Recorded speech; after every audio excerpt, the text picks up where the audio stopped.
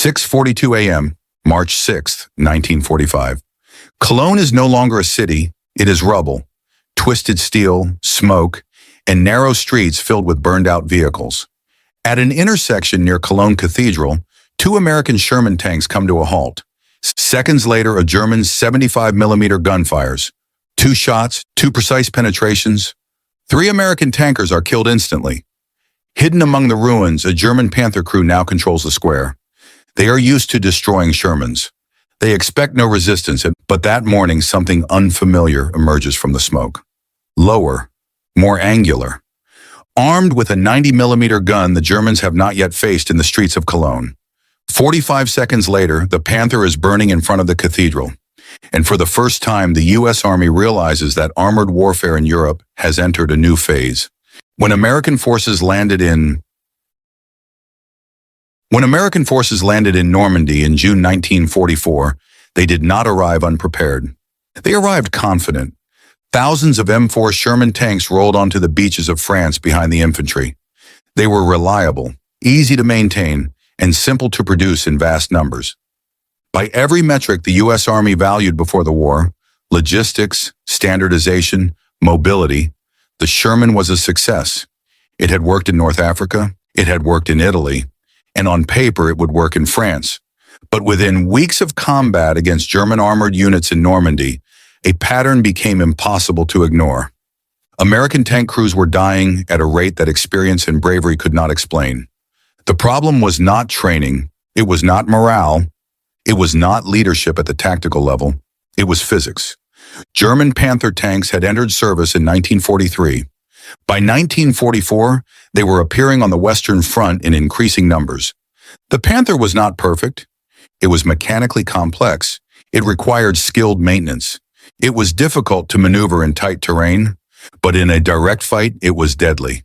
Its 75mm L-70 gun could penetrate Sherman armor at distances where American rounds simply failed. Its frontal armor was sloped, thick, and resistant to most Allied tank guns.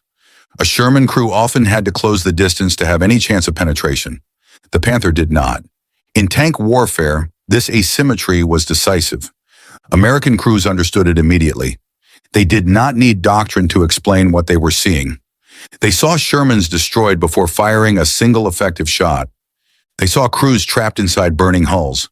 They saw engagements decided before maneuver or coordination could matter. Among tankers, the Sherman earned a grim nickname, the Ronson, lights every time. The U.S. Army had not designed the Sherman to fight enemy tanks head-on. That role, according to pre-war doctrine, belonged to tank destroyers. Tanks supported infantry. Tank destroyers killed tanks. This concept was rigidly defended by senior leadership within Army ground forces, particularly Lieutenant General Leslie McNair. To McNair and his staff, the Sherman was adequate. Losses were unfortunate, but acceptable. German doctrine did not share this distinction. German tanks were designed to fight other tanks, and German crews trained accordingly. By the summer of 1944, battlefield reality had rendered American doctrine obsolete. But doctrine does not die quickly. It dies only when denial becomes impossible. The hedgerows of Normandy were not ideal tank terrain. Visibility was limited. Engagements were short-range. Even so, the imbalance was clear. Sherman crews relied on numbers, coordination, and air support to survive. A lone Panther properly positioned could hold off multiple American tanks. Losses mounted steadily through June and July. They were recorded. They were analyzed, and still no fundamental change followed. The moment of reckoning arrived in December 1944. In the Ardennes forest, German forces launched a massive counteroffensive. Over 400 German tanks surged into American lines, including Panthers, Tigers, and Tiger IIs. American units were caught off balance. Weather grounded Allied air power.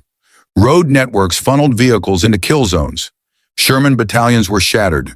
Entire companies lost half their tanks in single engagements. Crew survival rates dropped sharply. The Battle of the Bulge did not introduce a new problem. It exposed one that had been ignored for 3 years. After Ardennes, denial was no longer possible. The solution had never been theoretical. As early as 1942, U.S. engineers had begun work on a heavier tank design under the T-26 program. The intent was clear: greater armor, greater firepower, and survivability against German tanks. Each prototype improved on the last. Armor thickness increased. Gun caliber increased. Suspension systems were refined. And with each improvement, resistance from Army ground forces increased. The arguments were consistent. The tank was too heavy, too complex, too slow to deploy. The Sherman worked well enough. By 1944, that argument had cost thousands of lives. In the aftermath of the Ardennes offensive, priorities shifted abruptly. The U.S. Army authorized deployment of the T-26 E-3 heavy tank to Europe. It was redesignated the M26 Pershing. Only 20 would be sent initially. Not enough to change the war. Enough to test the truth. 10 were assigned to the 3rd Armored Division, 10 to the 9th Armored Division. They arrived at the port of Antwerp in January 1945. The M26 Pershing weighed approximately 46 tons. Its frontal armor was nearly twice as thick as that of a Sherman. Its 90mm main gun could penetrate Panther and Tiger armor at combat ranges. But the Pershing was not a miracle weapon. It was slower. It strained bridges and roads not designed for its weight. Its mechanical reliability was unproven under combat conditions. It arrived late, very late, and everyone involved By the morning of March 6, 1945, Cologne was no longer capable of strategic defense. Its factories were destroyed, its rail yards shattered, its command structure fractured. But tactically, it remained lethal. The 3rd Armored Division had entered the outskirts 4 days earlier. What followed was not a breakthrough, but erosion. House by house, basement by basement, stairwell by stairwell. German defenders did not fight in continuous lines. They fought in pockets. Some were regular army units ordered to delay. Some were Volkssturm volunteers. Others were soldiers who no longer believed the war could be won, but refused to abandon their posts. Cologne's infrastructure favored the defense.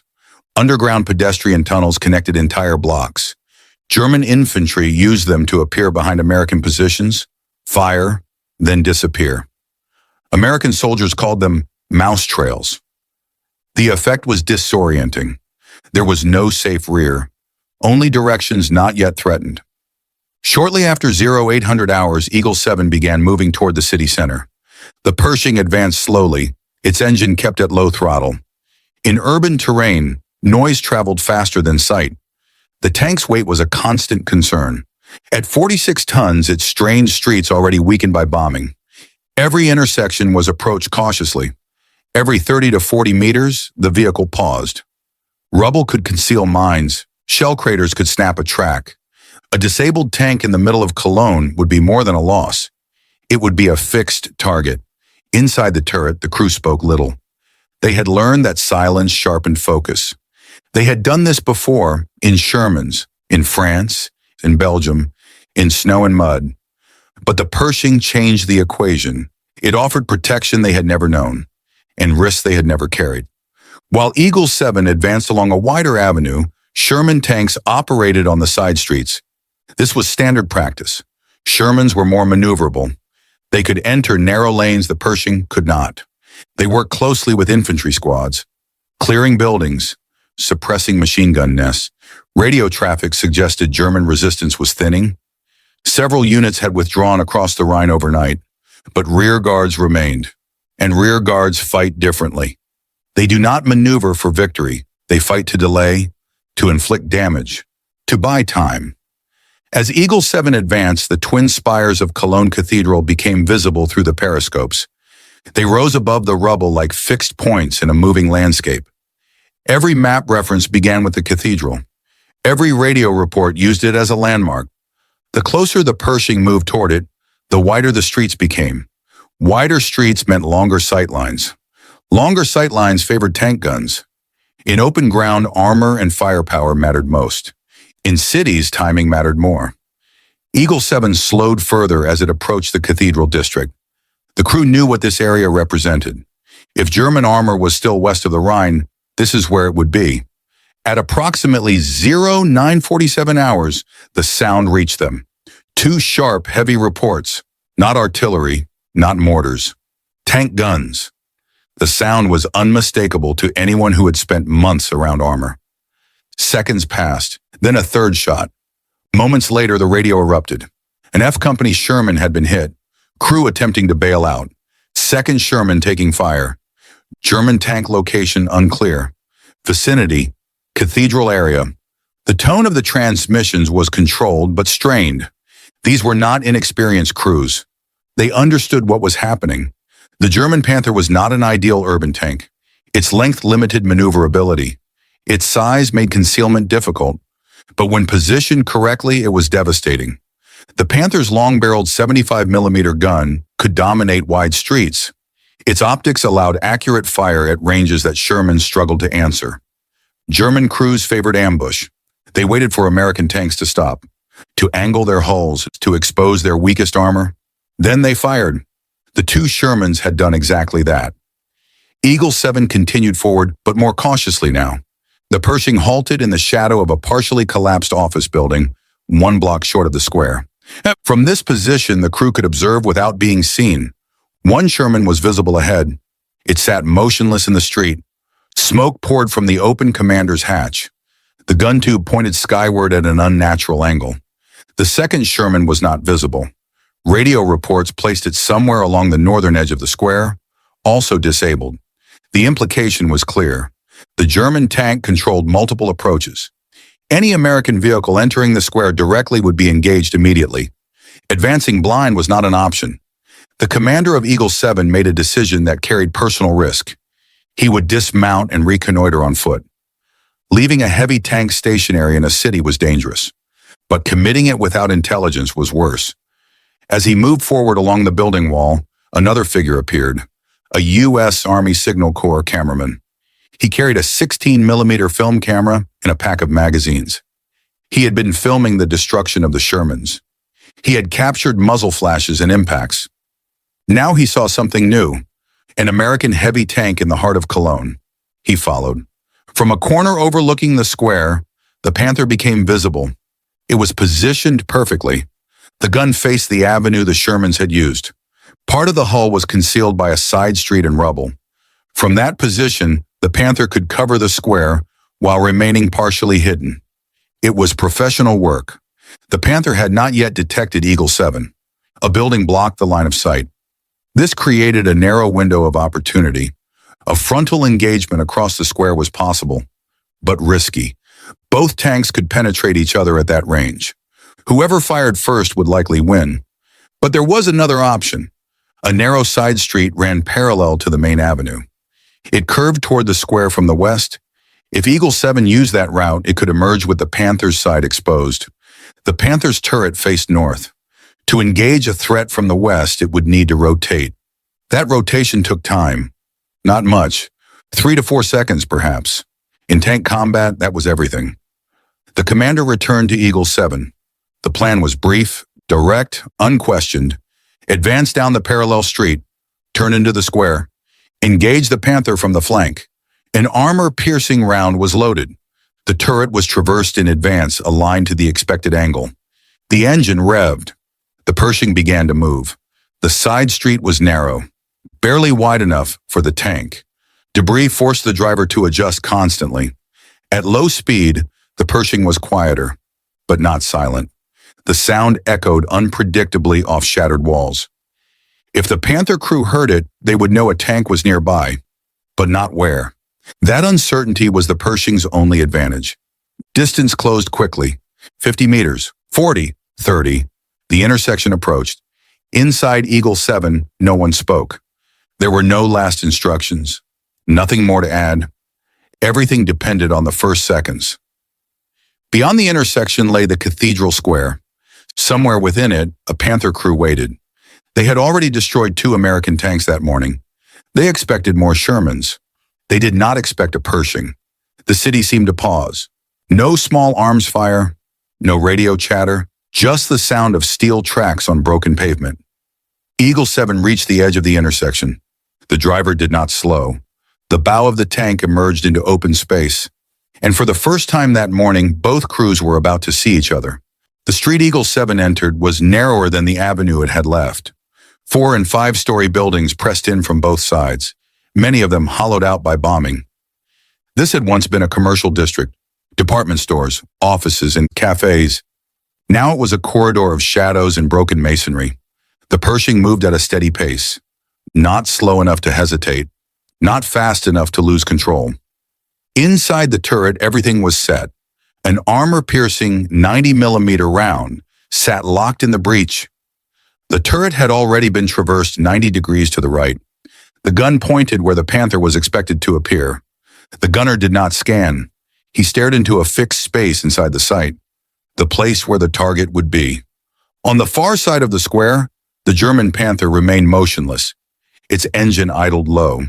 Its gun faced north, aligned with the avenue where the Shermans had approached. The crew was disciplined. They did not reposition. They did not rotate the turret. They had no reason to. 2 American tanks were already burning. No movement followed. In urban combat, silence often meant surrender. The Panther's crew believed the square was theirs. As Eagle 7 closed the distance, the sound of its engine echoed violently. The noise fractured against collapsed walls and standing facades. It arrived from multiple directions at once. To trained ears, it was unmistakably a tank, but its location was unclear. If the Panther crew heard it, they could not immediately place it. That uncertainty was the only margin Eagle 7 possessed. 50 meters, 40, 30. The driver adjusted slightly to avoid debris, keeping speed constant. Stopping here would be fatal. Slowing would be fatal. The tank's bow neared the intersection. The driver increased throttle just enough to carry momentum into open ground. The Pershing emerged from the side street.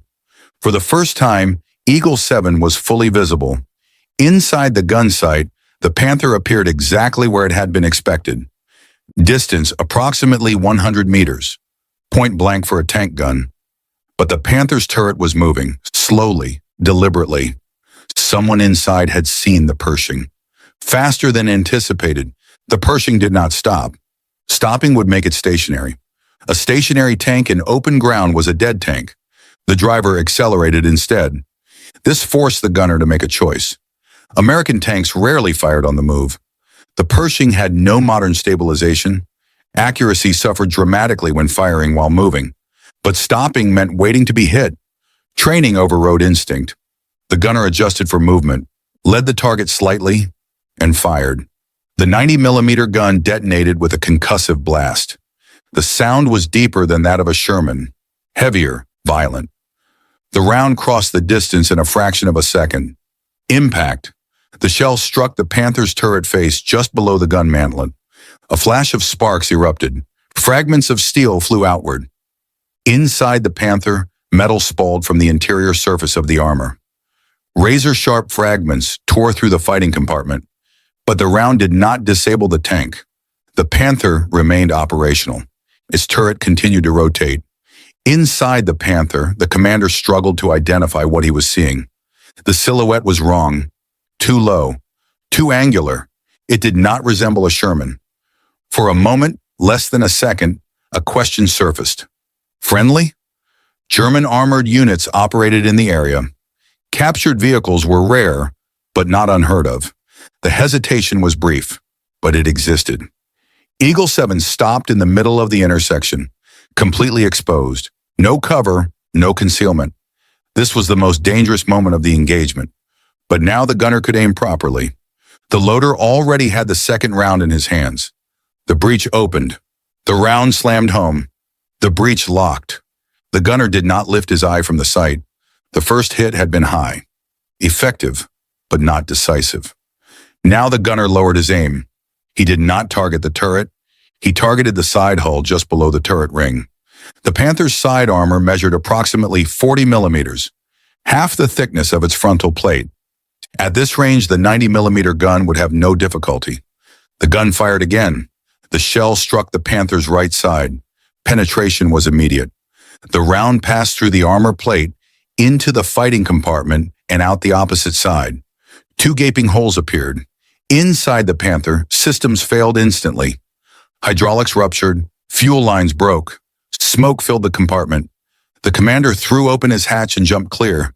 3 other crewmen followed. 1 did not escape. Eagle 7 did not pause. A third round was fired. This time the impact struck low on the turret, near the junction with the hull. Fire erupted. Flames spread rapidly, fed by leaking fuel and burning hydraulic fluid. Within seconds, the Panther was fully engulfed. From first exposure to the Panther burning uncontrollably, approximately 45 seconds passed. No dialogue, no celebration, only the sound of fire and the crack of ammunition cooking off inside the wreck. Inside Eagle 7, the gunner leaned back from the sight. His hands shook. The Pershing was intact. The Panther had never fired. From a second-story window overlooking the square, a 16mm camera continued to run. The footage captured everything. The Pershing entering the intersection, the Panther's gun rotating, 3 muzzle flashes, fire. It was not staged, not reenacted. It was combat. Weeks later, this film would be shown in American theaters. But at that moment, it was simply evidence that the engagement had happened at all. The Panther burned for hours. Ammunition detonated intermittently, sending fragments skyward. German infantry withdrew from the area once their armor support was gone. American infantry advanced cautiously. The Cathedral Square was secured. Eagle 7 did not withdraw. Later that afternoon, the Pershing entered another narrow street. Buildings rose on both sides, forming a corridor barely wider than the tank. At a small intersection, a black automobile suddenly raced across Eagle 7's path. High speed, erratic movement. In urban combat, unidentified vehicles were treated as threats. The gunner opened fire with a coaxial machine gun. Tracer rounds struck the vehicle. Simultaneously, from a concealed position to the left, a German Panzer IV fired its machine gun at the same target. The combined fire disabled the car. The driver slumped forward. A passenger fell from the open door and did not move. The gunner saw the muzzle flash from the German tank. A Panzer IV, older than the Panther but still dangerous. It was concealed behind a partially collapsed 4-story building. Only a small section was visible. Not enough for a guaranteed kill. The German tank withdrew deeper into cover. The gunner made a decision. He could not see the tank, but he could see the building. A high explosive round was loaded. The gunner aimed at the corner support of the remaining structure. The gun fired. The shell detonated against brick and concrete. The corner support vanished. For a moment, nothing happened. Then gravity took over. The 4-story structure began to fall inward. Walls buckled. Floors pancaked. Tons of masonry crashed down where the Panzer IV had been concealed. The sound echoed through the street like thunder. When the dust settled, the building was gone. Beneath the rubble, the German tank was buried. Inside the Panzer IV, the crew had seconds to react. They escaped through the turret hatch as debris poured in. All 4 survived. They disappeared into the ruins. Eagle 7 remained in position. No further fire came from the area. The Pershing had not been hit. The street was quiet again. The Panther burned near the Cathedral. The Panzer IV lay buried under stone. A civilian lay dead in a shattered car. Eagle 7 continued its mission. The crew mounted up. The engine started. The Pershing moved forward into the city. The 45 seconds were over. The consequences were not.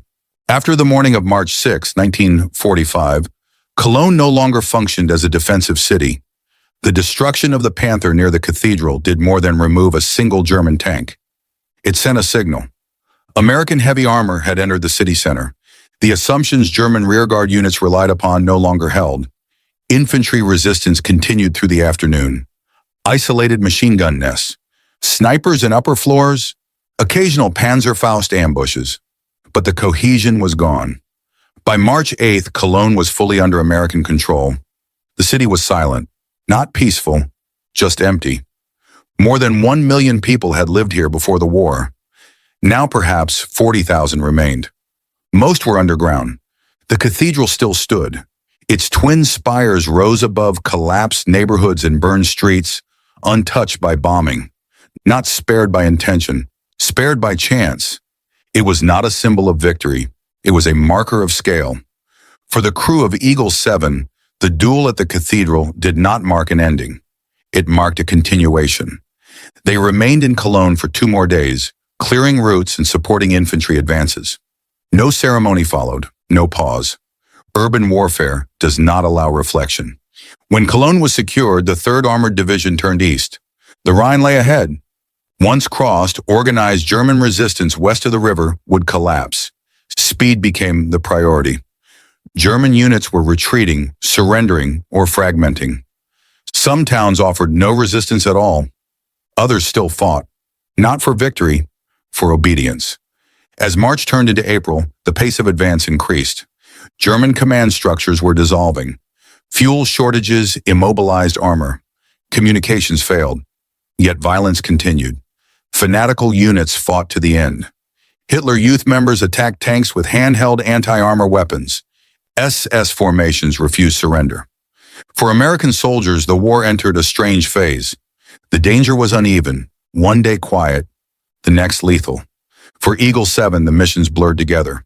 Roadblocks, village entrances, short, violent contacts.